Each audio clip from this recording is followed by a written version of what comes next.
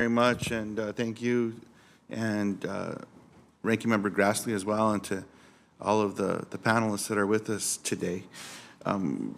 Dr. Gayer, I particularly appreciated your statement that energy policy should account for the sizable external cost of energy production.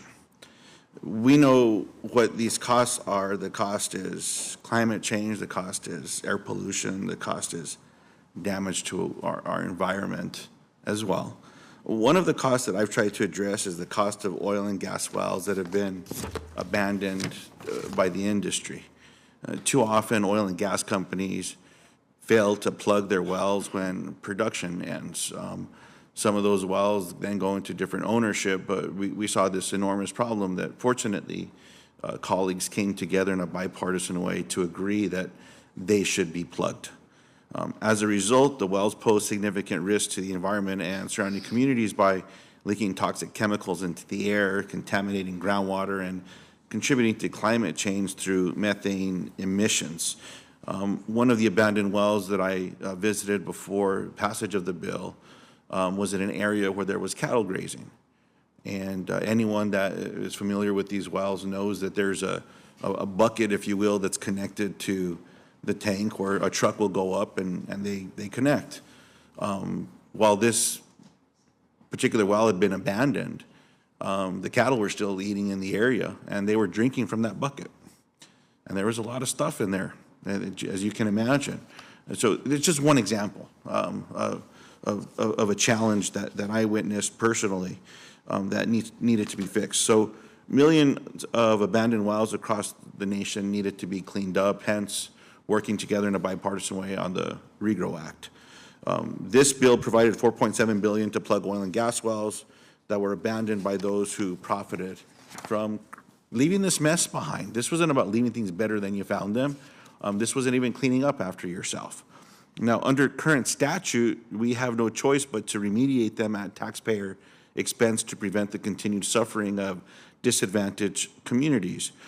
So my question, Dr. Gayer, is yes or no, is it irresponsible of energy companies to abandon their oil and gas wells and force taxpayers to pick up the tab for cleanup?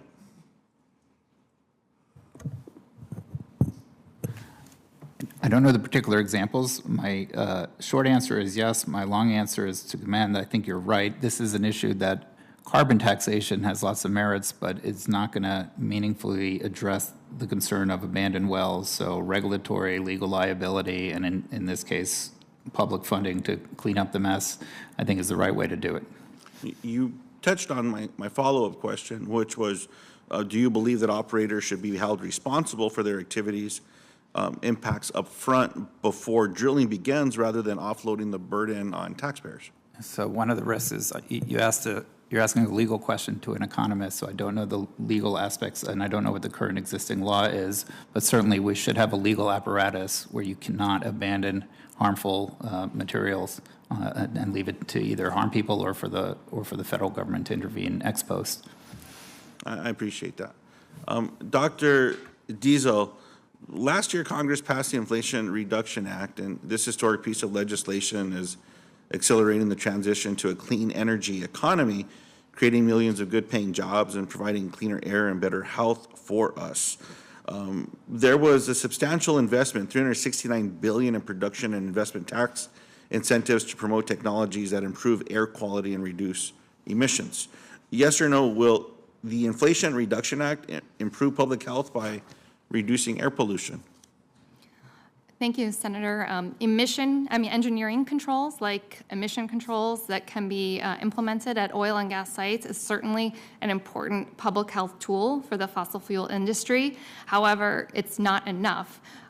These devices only capture certain pollutants, like air pollutants or potentially methane. They do nothing to address noise, water contamination, traffic, the degradation of the landscape. So they're an incomplete solution to the public health issue of oil and gas extraction. So they'd have to be coupled with some other strategies. Do you think repealing the Inflation Reduction Act would damage the health of citizens across the country, especially children and the elderly?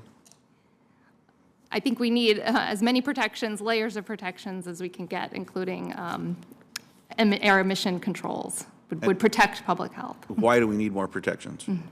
Why do we need more of those tools? Well, oil and gas sites have been shown to emit toxic air pollutants and methane. Many studies have concluded that. So if there are fewer of those protections, and that would lead to a concern with public health? Yes, fewer protections would mean more exposures and health risks to nearby communities. I appreciate it. Mr. Chairman, that sounds to me like if there was a repeal of the Inflation Reduction Act, that it would create damage to the health of citizens and the elderly and children as well. I thank you for the time and appreciate the panelists being here. We turn to Senator Braun. Thank you, Mr.